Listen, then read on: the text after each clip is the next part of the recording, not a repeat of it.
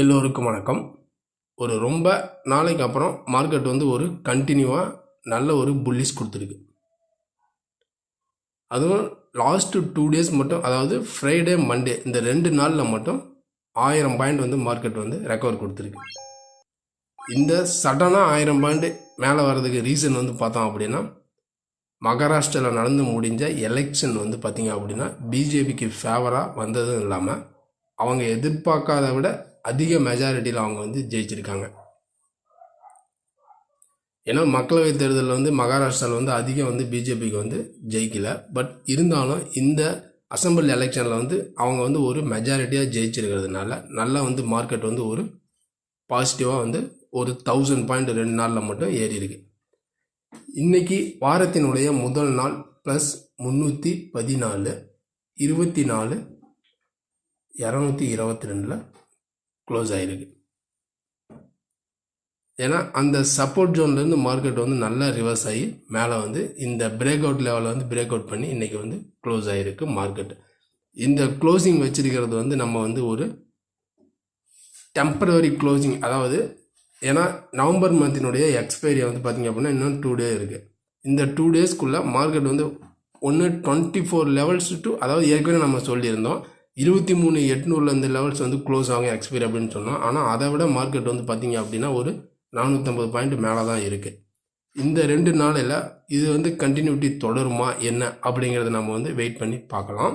இருந்தாலும் நாளைக்கான intraday support வந்து எடுத்துக்கிட்டோம் அப்படின்னா சப்போர்ட் ஒன்று 24,140 வந்து ஒரு சப்போர்ட் ஆகவும் 24,080 வந்து ஒரு சப்போர்ட் ஆகவும் ஆக்ட் ஆகும் இன்ட்ராடேவுக்கு.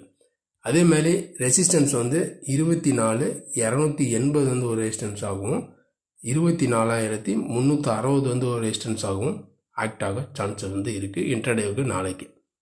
இப்போ நாளைக்கான பையிங் லெவல் வந்து பார்த்திங்க அப்படின்னா, அதாவது 24,280 தான் வந்து பார்த்திங்க அப்படின்னா ஒரு மேஜர் ரெசிஸ்டன்ஸ். இந்த லெவல்ஸை கீழே இருந்துச்சு அப்படின்னா நம்ம வந்து பையிங் வந்து அவாய்ட் பண்ணுறது பெட்டர். இப்போ 24,280க்கு மேலே சஸ்டெயின் ஆகி நல்லா இருக்குது அப்படின்னா ஒரு 2-3 கேண்டில்ஸ் அந்த லெவல்ஸ்க்கு மேலேயே இருக்குது அப்படிங்கிற பட்சத்தில் கோ டு லாங்.